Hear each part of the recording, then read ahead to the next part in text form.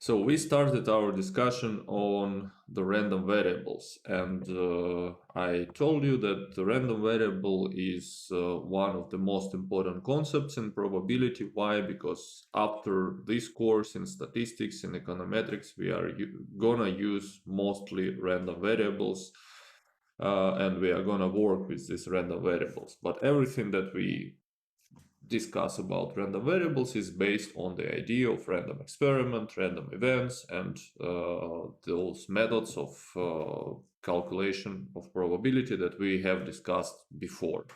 So we don't forget about this, it's still somewhere in our mind, but now it's going to be somehow omitted from our discussion. So what is a random variable? Random variable maps the elements of our sample space into the real numbers, into the set of real numbers, such that we are able to assign some number to the collection of events or to each event within the sample space. So here was an example, like how many heads is in the 3 coin tosses, so how many tails, or how many heads minus tails. So all 3 examples are examples of random variables.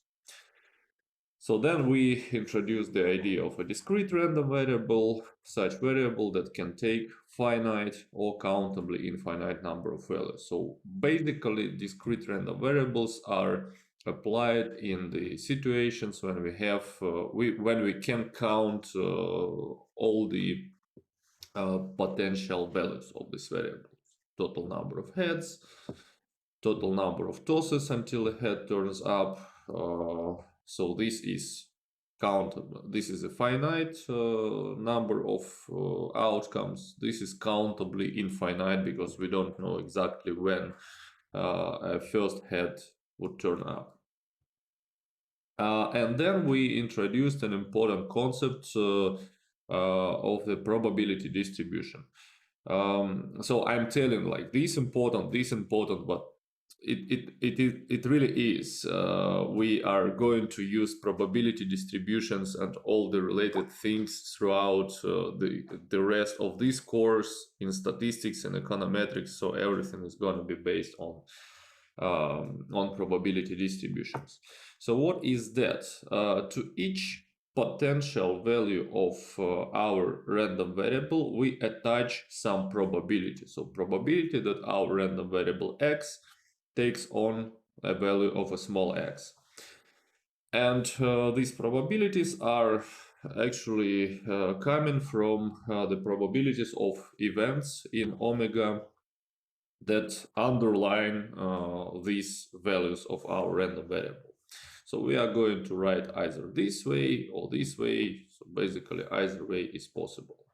And the distribution is the whole rule that represents which probabilities are attached to which values of x.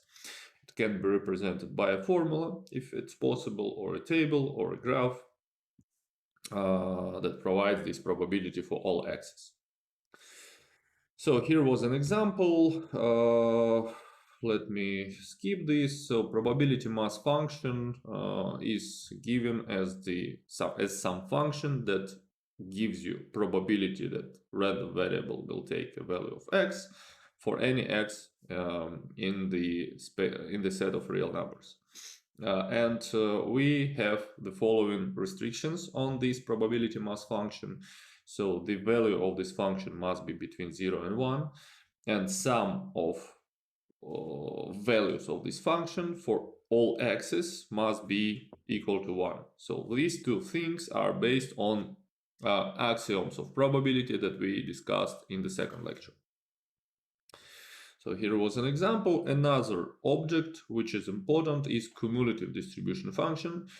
And cumulative distribution function is something which is based on the probability mass function. So now we are calculating probability that our random variable will take values within the interval.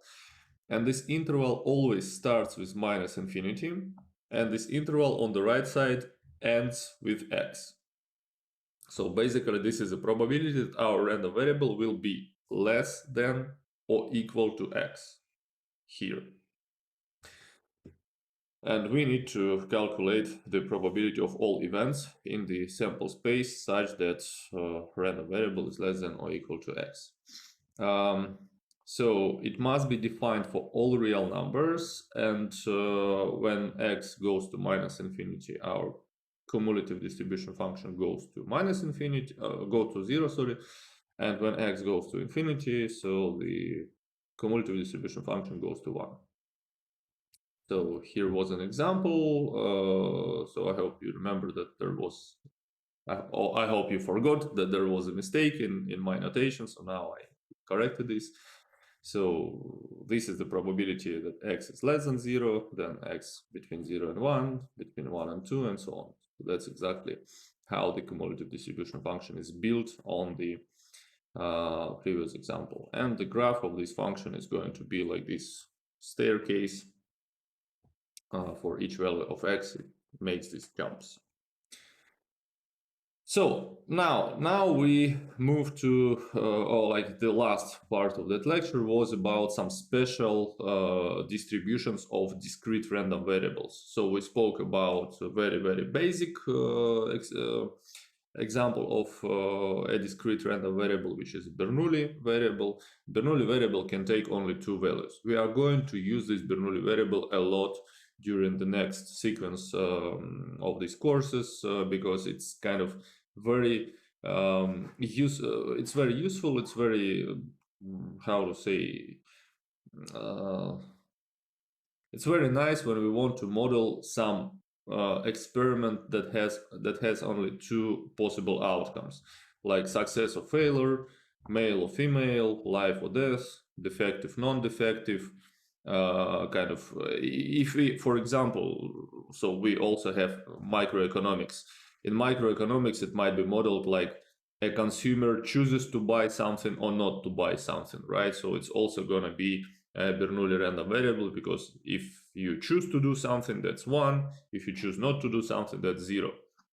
Or if you kind of go to the university or go to work or something like that.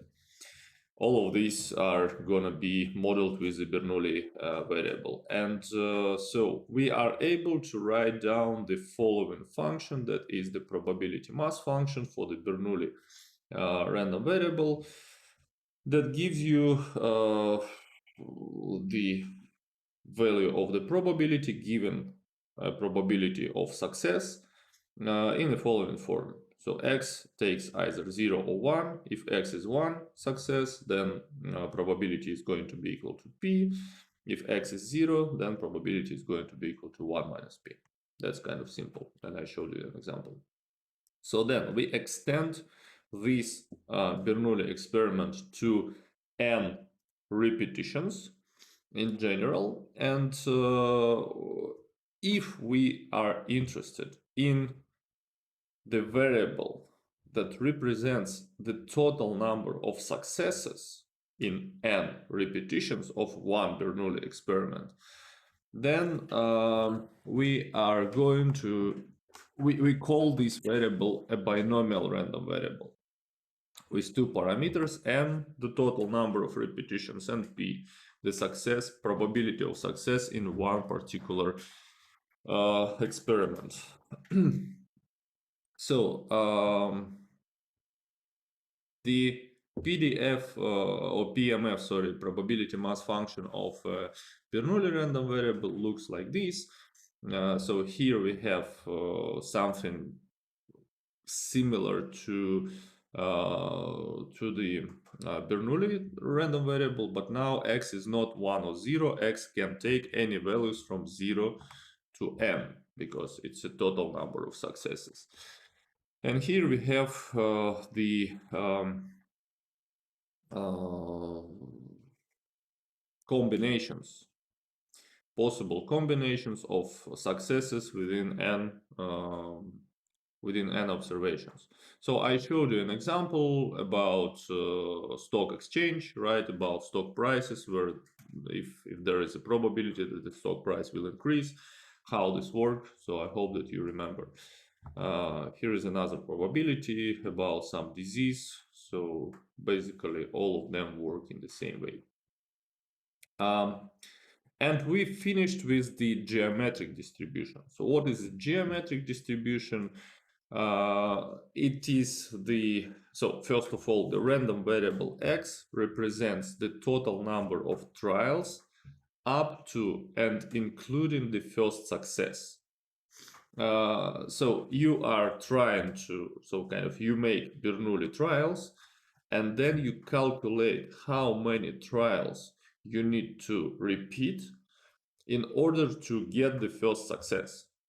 So in the stock exchange example, it was, let's say, how many days, for example, the stock price will be growing until the first decrease, something like this. And of course, we don't know, it might be tomorrow, it might be after 2 days, after 3 days, after 4 days, we don't know. This is the random variable, that's why we want to calculate some probability. So what is the probability that the stock price will drop in 3 days, for example? And this is based on a simple application of a multiplication principle. We just multiply x minus 1 probabilities of a failure times 1 probability of success. And in this case, x is countably infinite because x can take any value from 1 to 100, 1000, 1 million. We don't know exactly how many trials we require in order to fail, or in order to success, sorry. And here was also another example about that. So up until now, are there any questions about discrete random variables and how this works? You see that most of them have some real-life applications. So I'm trying to give you real-life applications based on the stock exchange. Basically, you can find some other applications like geometric distribution is used to test some systems for safety. Let's say how many days or how many years or how many months it would take until some system will fail, like stop working or something like that. And that's an example exactly. So are there any questions about the previous material? You had an exercise session on this topic already, right? So you had some examples, you know how this works, I hope.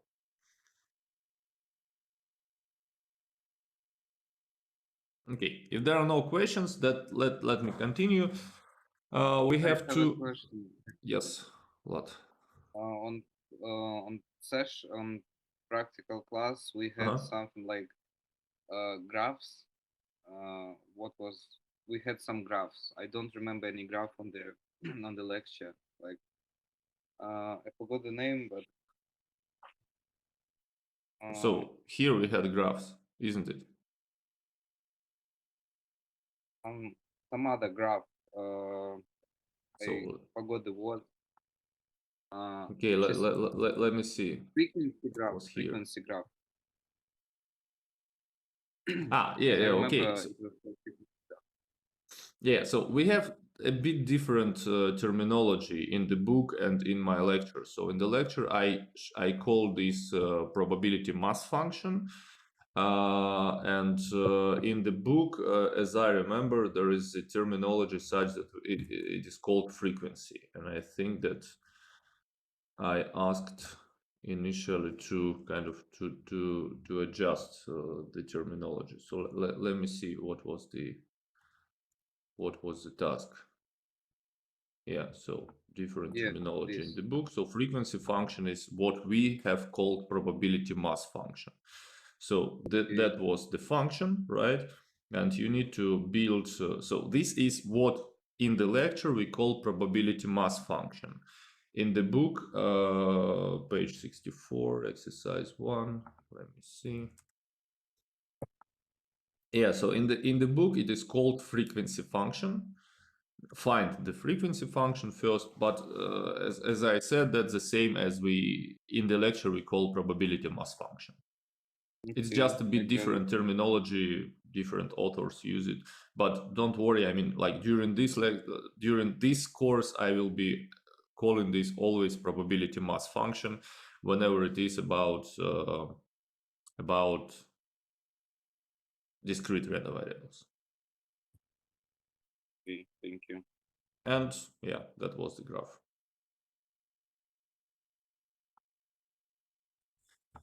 So any other questions?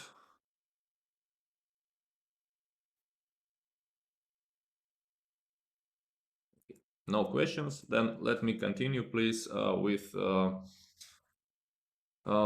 next distribution, which is hypergeometric distribution. So it might look terrible from the first point of view, but when you understand how this works, it's actually not that difficult. So let's try to understand the setting. Suppose that the population contains a finite number, capital N, of elements that possess one of two characteristics. K of the elements possess the desired characteristics and N minus K possess the undesired characteristic. For example, we have foreign students here. So that's our capital N. Let's say, I don't know, K will be the number of ladies in the group.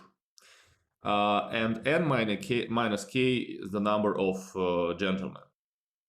That's an idea. Or we can tell, well, N is the number of students, K is the number of students who, I don't know, who love Coca-Cola, N minus K who hate Coca-Cola or who doesn't like Coca-Cola. Something like that. So we have some criterion that separates our group into two parts. Okay, so that's initial setting. So then, a sample of small n elements is randomly selected from the population. So I randomly select out of 14 students, I randomly select, let's say 6. And that's gonna be my sample. I don't know who I select, I just select 6 people. And the random variable of interest, capital X, the number of elements with the desired characteristic in the sample. So I want to know how many elements in my sample will have this, will come from this group, let's say, from the group of K, capital K elements who possess the desired characteristic. Like how many people I randomly select who love Coca-Cola. Or how many ladies I will select in this sample of small n elements. So a random variable capital X has a hypergeometric probability distribution if probability mass functions look like this. So I told you that this looks terrible, ugly, because we have 3 binomial numbers here. So one binomial number is this, another is this, and the third is this. So look, let me explain you first the formal thing, and then we will have an example and I will explain you step by step what's going on. Look, so here we apply a multiplication principle, right? So the multiplication principle, then we multiply the number of something times number of somethings, outcomes in one experiment times the outcomes in the other experiment. So what are the number of here? So here we select small x out of k, right? So that's what we want. We want to appear in our sample small x elements, like, I don't know, 3 people who love Coca-Cola out of k, let's say there are 10 of students who love Coca-Cola. So these are combinations from the large group, how many I can pick in my sample. But together with this, I will also have the rest. I will have n minus x people who doesn't like Coca-Cola, and they are coming from the group n minus k. Right? So this is a multiplication principle. They must be simultaneously chosen x people from one group and n minus x people from the other group. That's why I multiply. Why I have combinations? Because I don't care about the particular order of people whom I select. That's why. And here is the probability. I divide, so that's how the probability is built, because I divide by the total number of combinations that I can draw from large n elements in the sample of small n elements here. So once again, I agree that it might look terrible. Now we will have an example, and I hope that you will understand. On the exercise session, we will have another exercise, and I hope that everything is going to be clear how this works. So of course we have restrictions. X cannot be greater than k, because x is the number of elements from k, and this n minus x cannot be greater than large n minus k. Once again, the same reason. Why? Because n minus k is the population number of elements, and we cannot draw more than this. Okay, so here is an example. An important problem encountered by personnel directors and others faced with the selection of the best in a finite set of elements is exemplified by the following scenario. Oops. So there are 5 best engineers in a group of 20 PhD graduates. Look, 5 is what? 5 is capital K, the number of elements that possess the desired property. So let's go here, this capital K. 20 is capital N. How many elements in total do we have? So we have 5 best and 15 not best engineers. Okay, we randomly select 10 engineers for employment. So this 10 out of 20 is gonna be the combination, and the total number of combinations is gonna be represented by this binomial number, right? So what are possible combinations of best and not best engineers? 10 out of 20. So now we want to know what is the probability that the selected group includes 4 best engineers.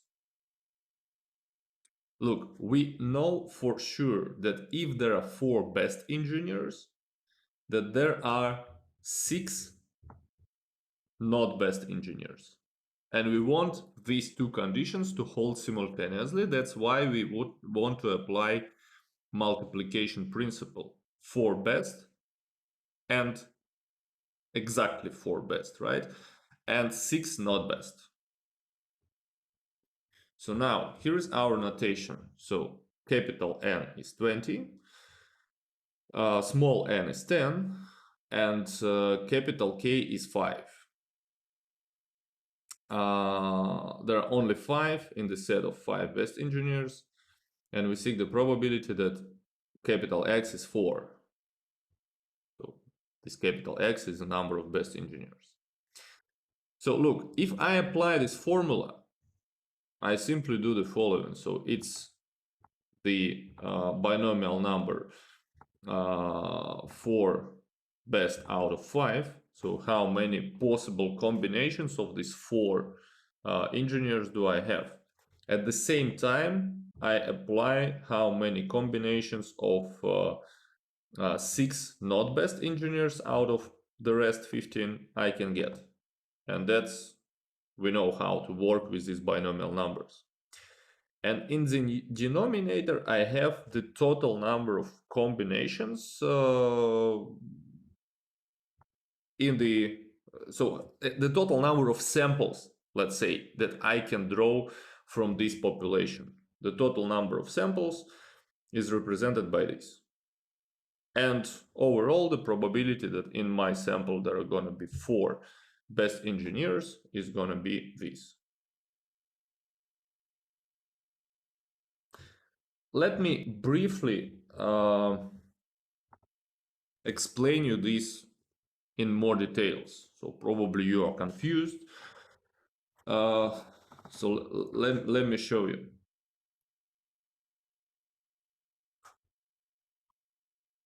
This actually, if you would think this, and if you will break down this problem, that's not that difficult. Look, once again, we first of all, let's calculate. So let me remind you this. Where was it? Here. So we apply our familiar thing, simple algorithm of calculating the probability. Look, we need to calculate the sample space, and we need to calculate the number of events in this sample space. So basically, we need to do what? We know that capital N is 20. We know that small n is 10. We know that there are in these 20 people, so let's say they're best, and then not,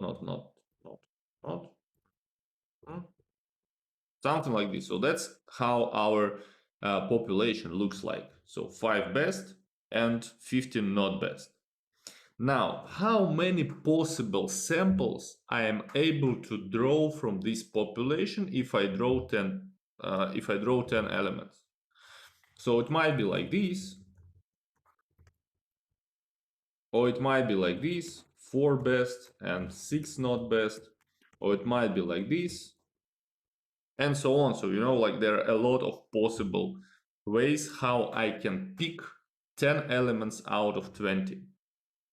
I am not actually interested in the particular order. It might be 4 best, 5 best, 5 not best, or it might be like this. So for me, it's the same, like this one and this one. That's why it's not permutations, it's combinations. So I don't care whether it's like this or like this.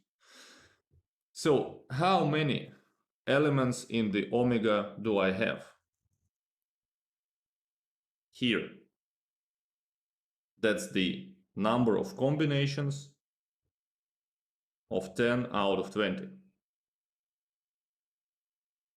Okay, that's something familiar to us, must be.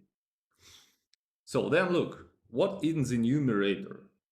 In the numerator, we apply this. How many possible ways of selecting, so I have k equals 5, and I want to select small x equals 4. No, large x equals 4.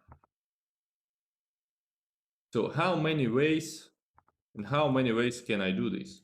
So it's something like,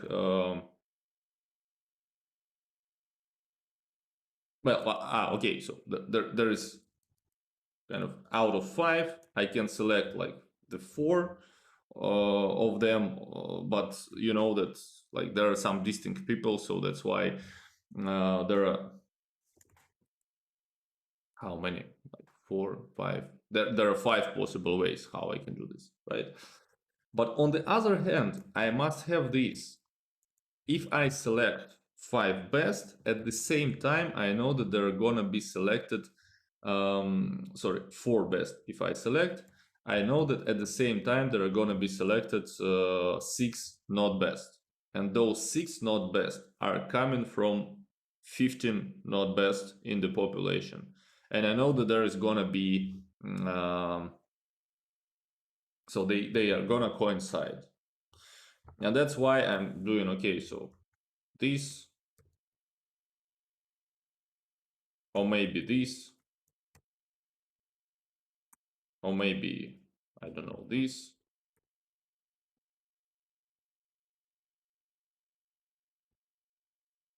or maybe this, and so on. So, you know, like these four best can appear at any place. I know that there must be exactly 4 best, 6 not best, but exact order, once again, it doesn't matter for me. So that's why I apply this and this in order to calculate how many possible samples, not samples, how many possible combinations of this best and not best I'm able to select if I want exactly 4 best and 6 not best.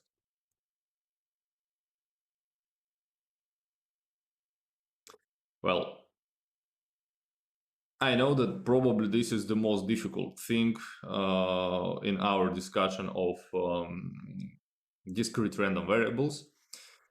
So I will ask to do several exercises on your exercise session just to better understand the mechanics, how it works.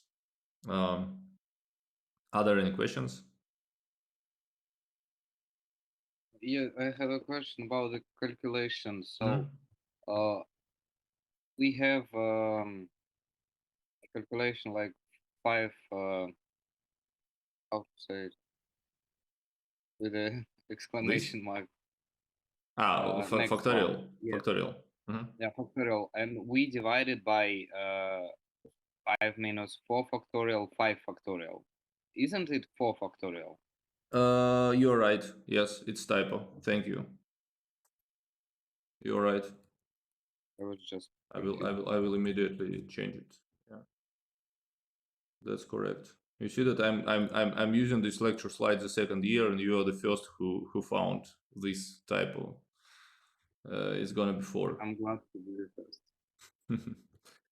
So where is that? It's here.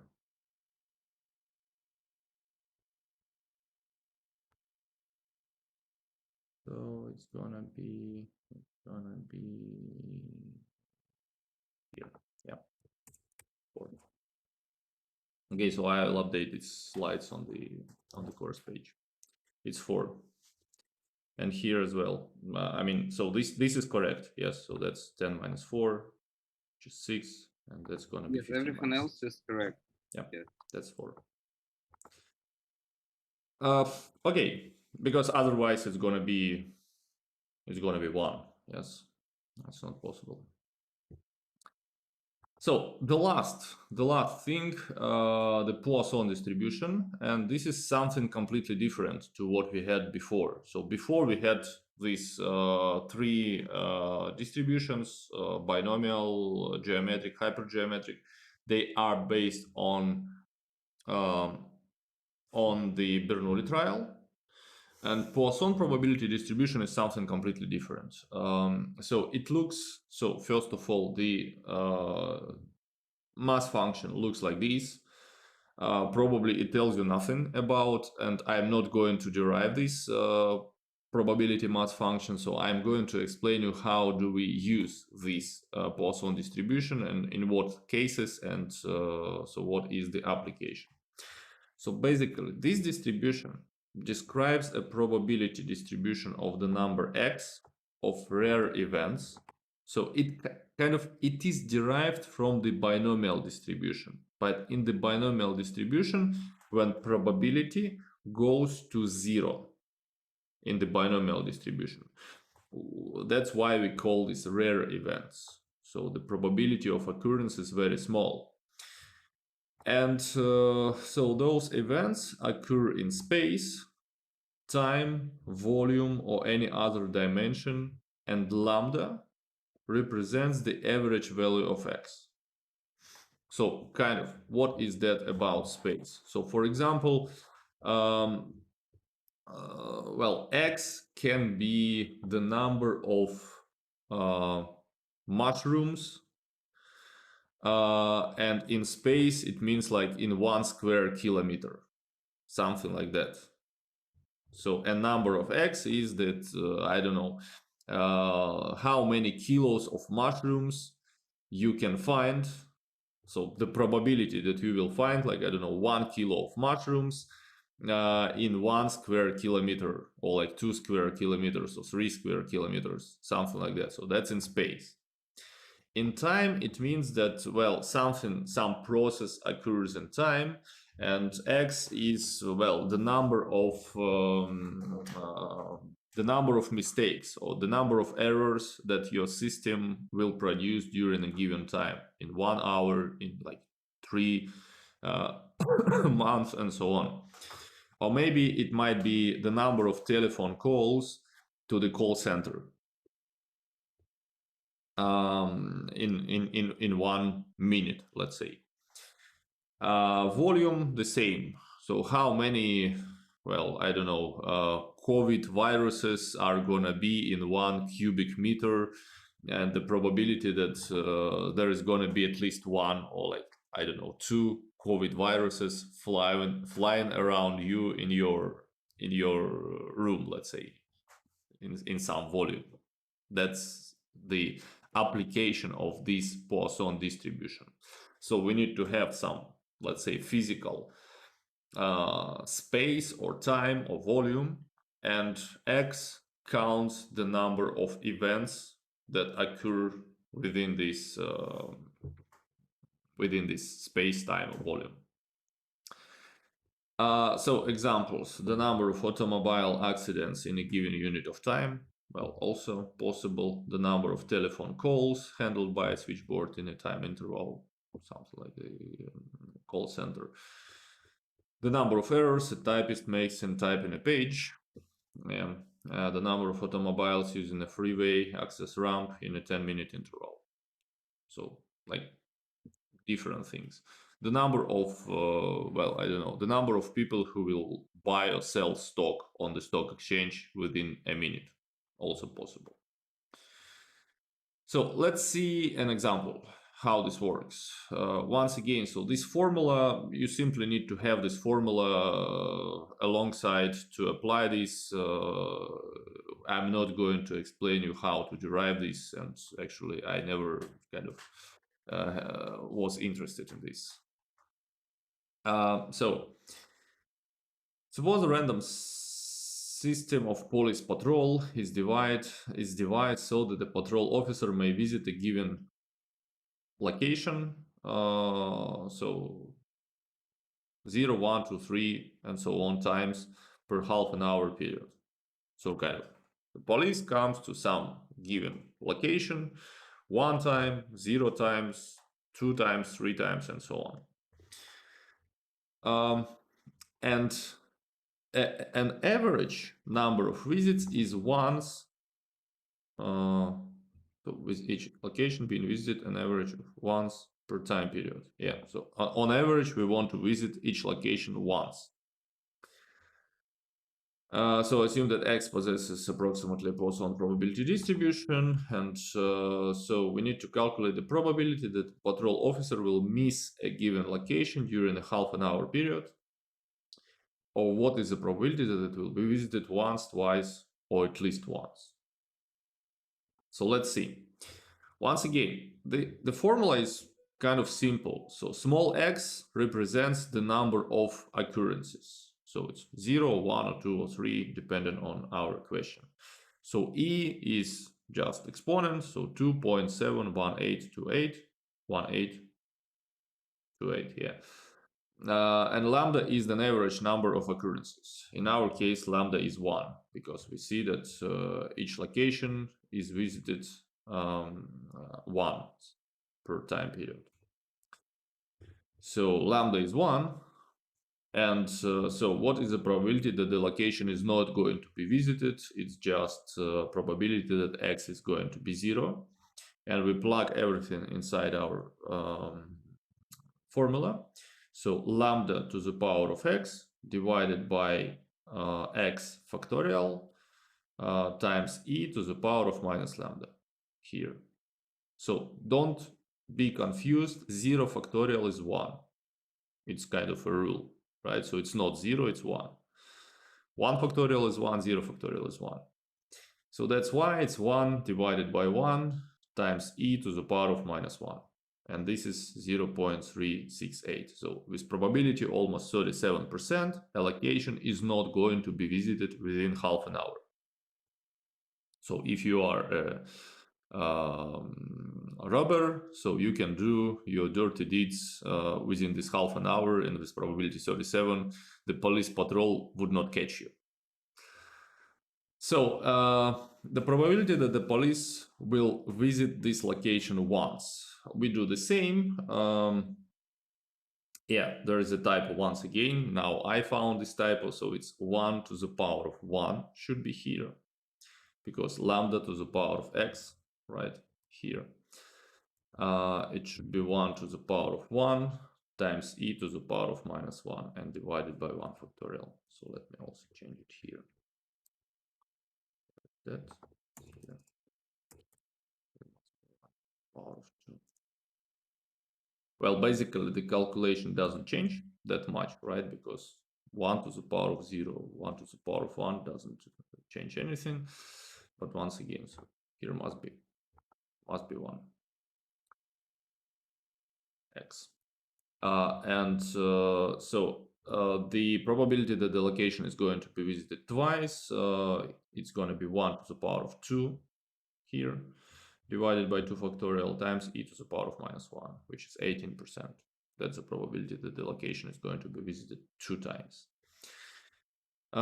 Finally, if we want to know what is the probability that it will be visited at least once, now we need to understand carefully what are we asked for.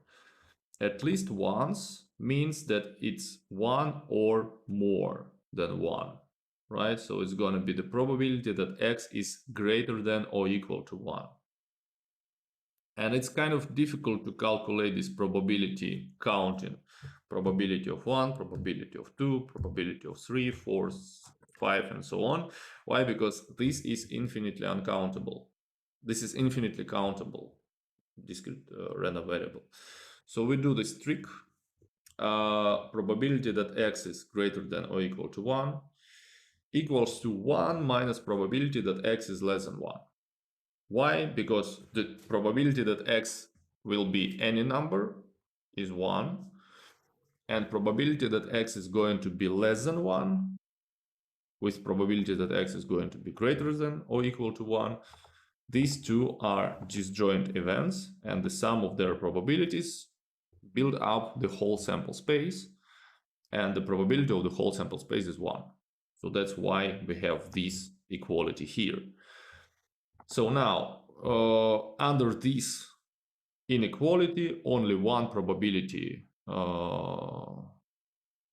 is present. It's probability that x is 0.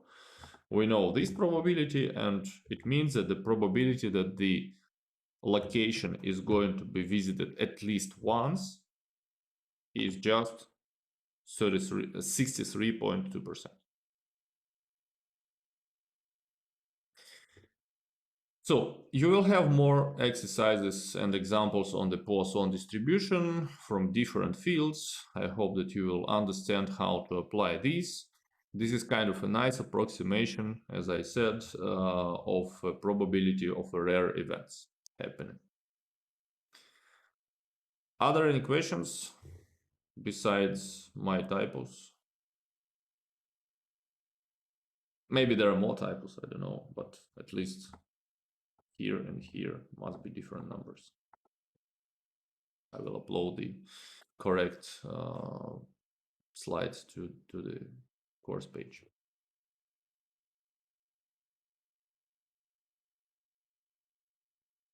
Okay, so we have something like 25 minutes, so let's start the new topic, which is called continuous random variables. If we have discrete random variables, so basically we should have also continuous ones. So what is the continuous random variable? So we define a continuous random variable in an interesting way. A continuous random variable is such random variable that has a continuous cumulative distribution function for all x's in the set of real numbers. So basically, If you remember what is here, what is CDF for the discrete random variables, the CDF has these jumps for each x. So continuous random variable does not have these jumps. So this is the continuous function, which means that this function is smooth, right? So no jumps in the function. What are the examples? Length of time, distance, amount of money, stock return, some other measurements. So the variable itself must be also continuous, so it means that the variable can take on any value. I hope you know from your mathematics from the school what's the difference between discrete numbers and continuous numbers. So discrete numbers are used for counting 1, 2, 3, 4, 5, and so on. And continuous numbers, they are there is an infinity of them, because you always between 1 and 2 I can find another value, let's say 1.5. Between 1 and 1.5 I can find some other value like 1.1. Between 1 and 1.1 I can find something else, and so on and so forth. I'm doing this, and the total set of numbers is continuous. So we know what is cumulative distribution function. We know that now we define this for any random variable. So before it was for discrete random variable, now we define this for any variable. And CDF of a random variable is defined by this function, and it represents the probability that our random variable is less than or equal to some number, this small x, which is an argument of CDF for any x in the set of real numbers. So we know that this function must be defined for all x's, for all real numbers. So I am able to plug any number inside this function and get some result. When x goes to minus infinity, this function takes value of 0. When x goes to plus infinity, that function takes value of 1. That's what we know from the previous lecture. So CDF for the discrete random variable is a step function, this stairs. CDF for the continuous random variable is a continuous function, so it means that it must be smooth by definition. So here are the graphs. So this is a graph of a discrete random variable. Here is a graph of a continuous random variable. The smooth line, you're able to draw this in one touch of your pen or pencil. So now we define a probability density function. This is the counterpart of probability mass function. Basically, we know that the probability mass function in the case of a discrete random variable defines a probability that x takes a particular value. So now for the continuous variable we have a trouble. So I will explain you this trouble a bit later, but first of all, how this probability density function is related to the CDF. So the PDF, probability density function, small f of x, is a derivative of CDF. And this derivative of CDF, when this derivative exists, is called the probability density function for the random variable x.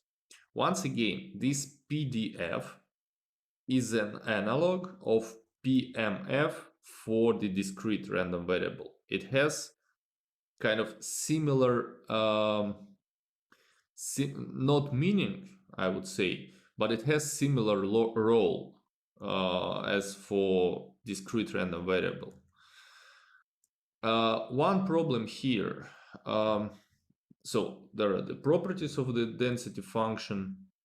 So it is always non-negative, either 0 or greater than 0.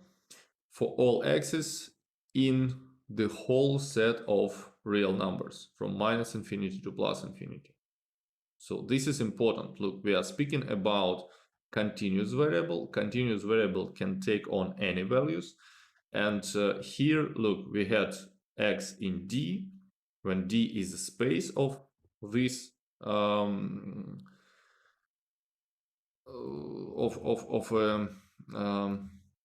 discrete random variable. So it was defined here, right? And now we define this for all numbers, not for the space of a random variable. And look, and an integral of this function from minus infinity to plus infinity is 1. Going back to the discrete random variables, look, we had this property. Sum of probabilities for all x's is 1. The integral is an infinite sum.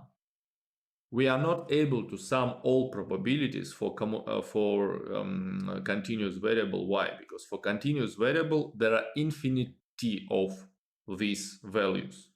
And how can we calculate the sum of infinite elements?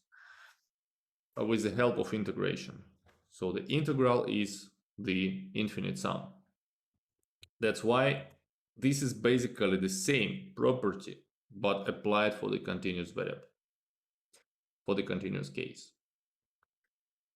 And PDF is also a smooth function, and the relationship between PDF and CDF is the following. Look, if I take some value of my random variable, let's say y0, then the area under this curve of PDF, which represents me an integral, right?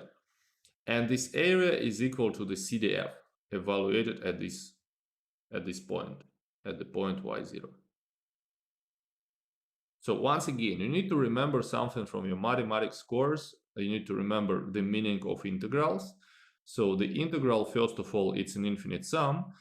And applied to the graphs, integral shows us an area under the curve. And so both are applied here, and this area is exactly CDF. So an example. So for example, we have a function, PDF, probability density function, which looks like this, cx squared. X is defined on the interval between 0 and 2, including, and 0 elsewhere. So we need to find the value of C for which this function is a valid probability density function. So what does this mean? It means that we need to find such value that our function would satisfy these properties, this and this. So first of all, we understand that C cannot be negative, because if C is negative, then function is going to be negative, and it's not possible, right? It's not possible from this first property. And then we have the second property. The integral of this function from minus infinity to plus infinity must be 1. And that's how we find the value of C. We must integrate this PDF from minus infinity to plus infinity, and we know that this integral must be 1. That's how we do that. The integral from 0 to 2, basically why we limit this from 0 to 2, because we know that x takes only these two, x takes values in this interval from 0 to 2.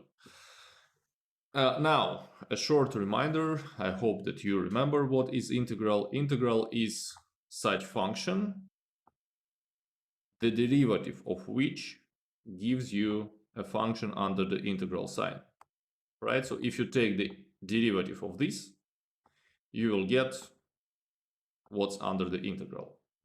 So try to think about the derivative of this function, and then you immediately will get this cx squared.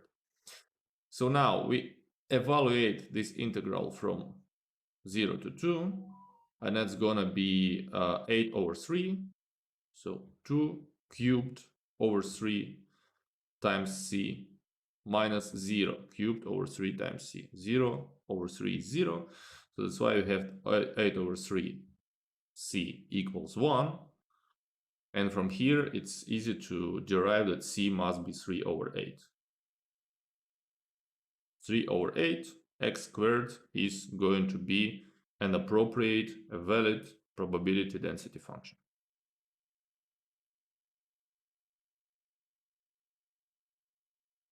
Do you remember integrals? No.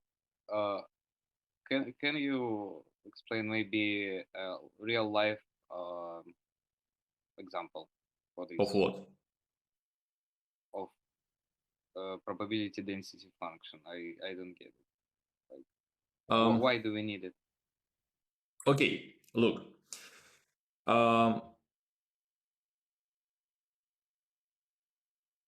Let's go back to the discrete case.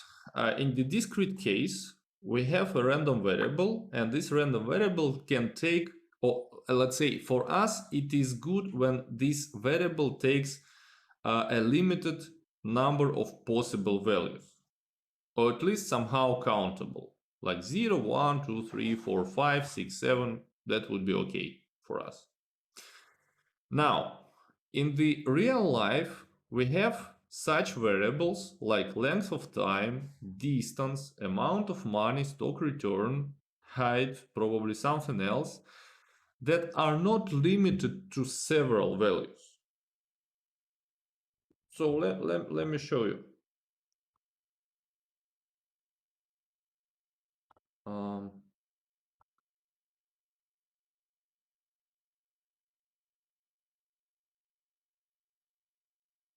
Just a second, I guess it was here.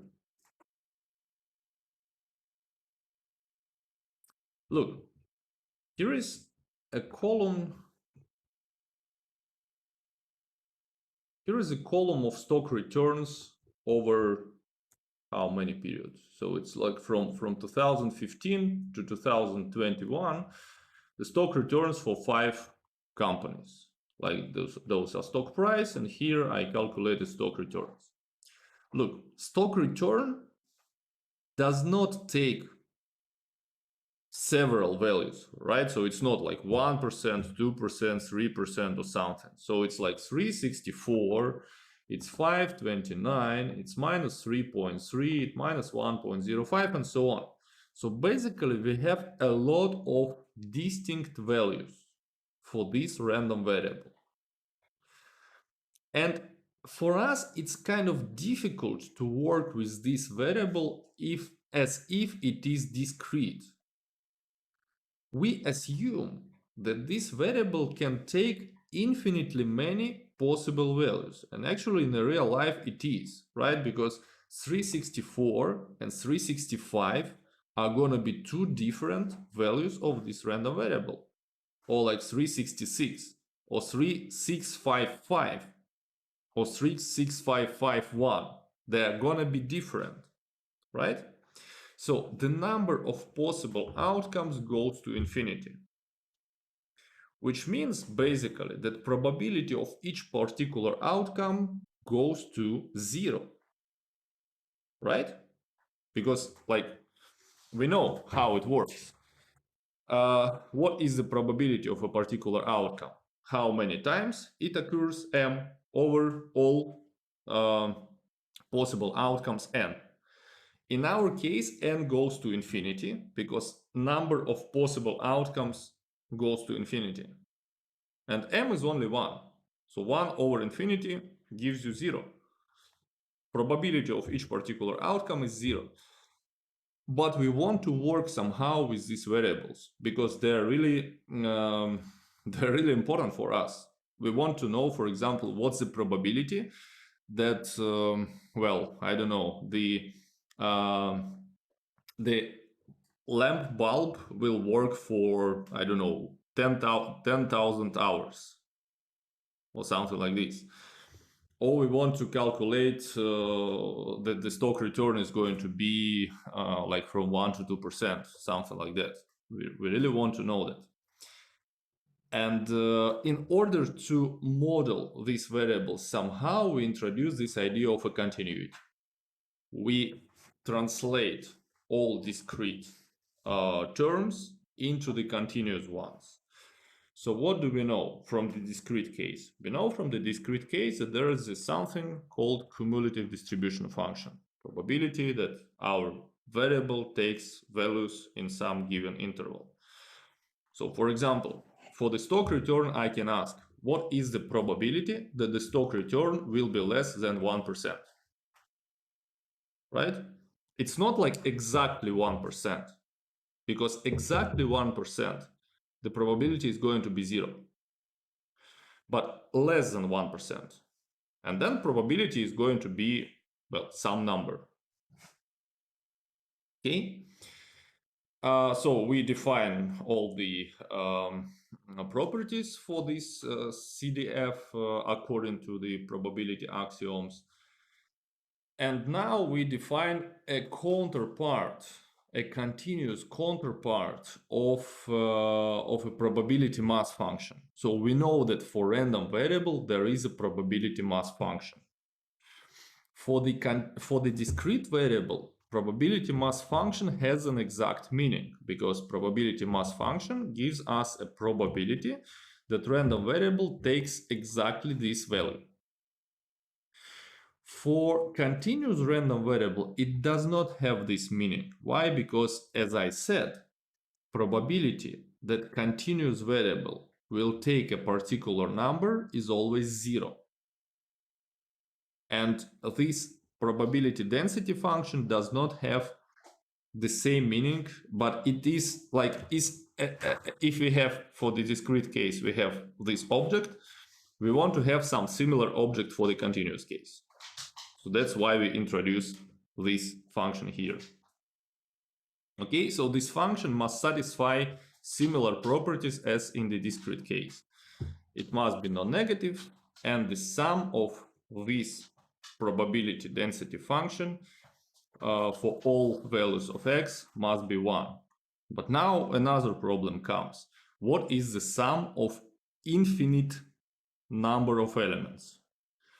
And we open the mathematics books and we see, aha, so the sum of infinite number of elements is an integral. So we apply this integral kind of instead of this summation sign, and voila, we have a counterpart for continuous random variable, the counterpart of probability mass function.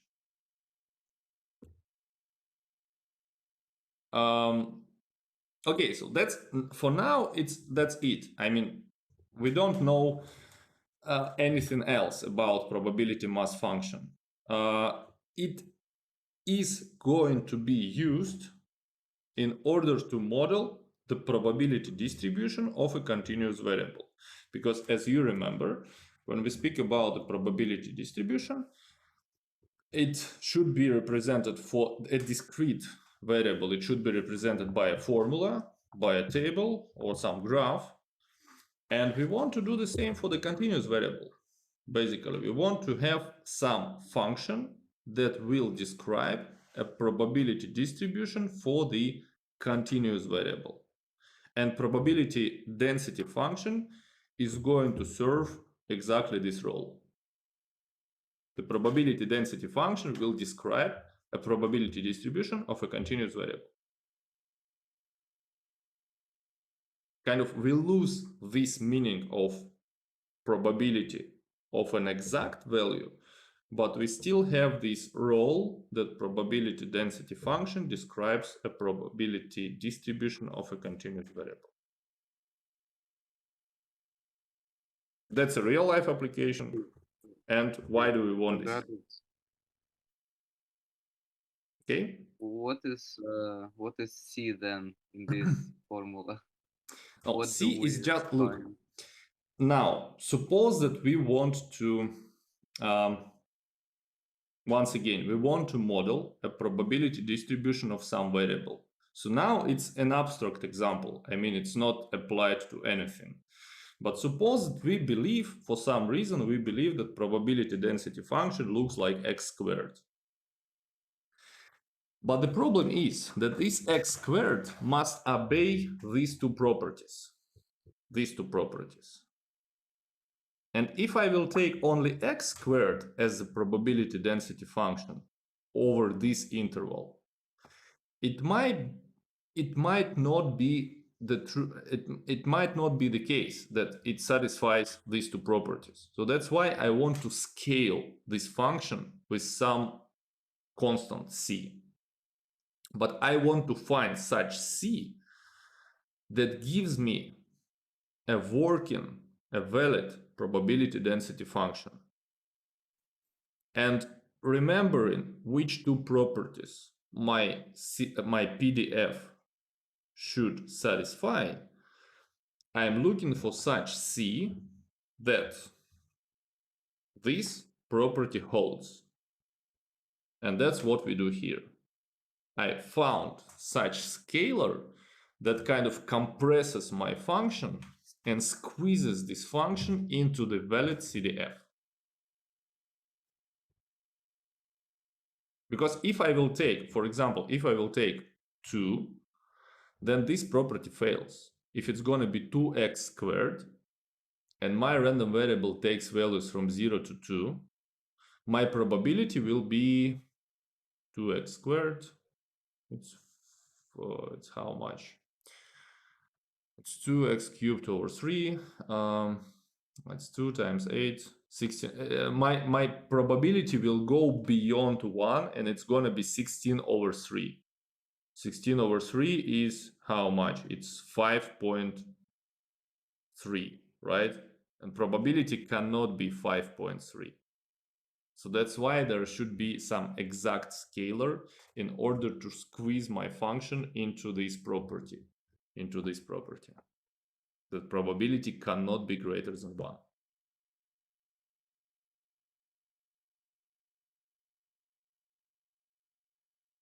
Did I answer your question? Yes, thank you. Okay, thanks for the question. Yeah, it's really important to understand what are we working with. Okay, so let's. So what do we have? Okay, so let's probably do several steps, and then we will finish. So the first step. Suppose that we have a CDF, cumulative distribution function, for some random variable y, and the CDF is given as following. So we have 0 if our variable is less than 0. We have y when our variable is from 0 to 1, and we have 1 for any value of y which is greater than 1. So plot a graph of this function. Basically, that's simple, right? It's a horizontal line when y is 0. So basically, what do we know from this?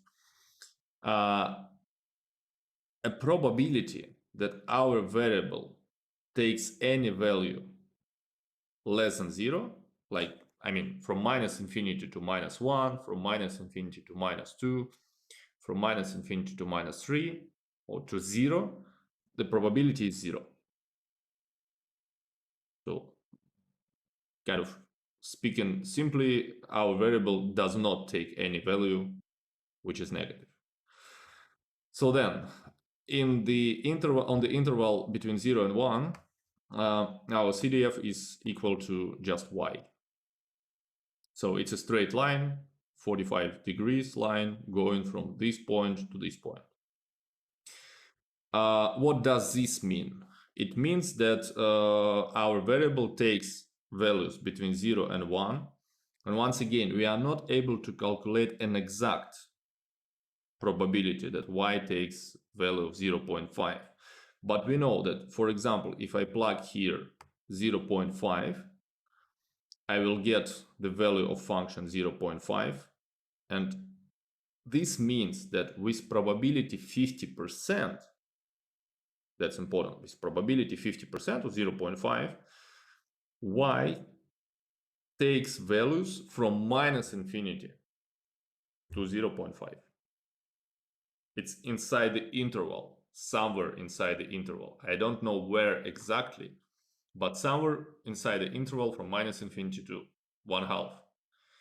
I can shorten this interval and I can say from 0 to 1/2. Why? Because I know that there are no values of y in the negative range. And then for any value of y which is greater than 1, this CDF is 1, which means what? Y takes any number, any value between, let's say, minus infinity and 2 with probability 1.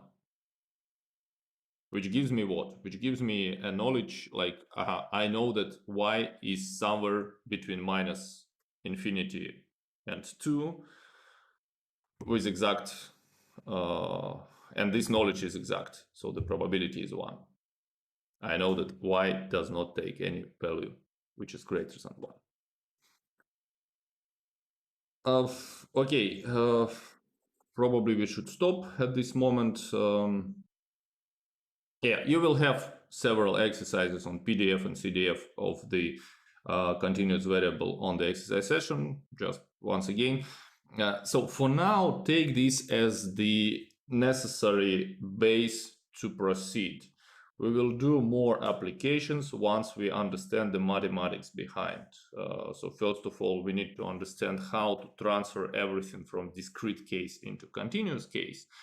Once we understand how this works, we will do some exercises, so we can apply this to stock exchange, we can apply this to some other processes, I don't know, to the profits of the firm, to time counting, whatever. So first of all, we are doing this kind of shift from the discrete to the continuous case. Okay, any questions at the end?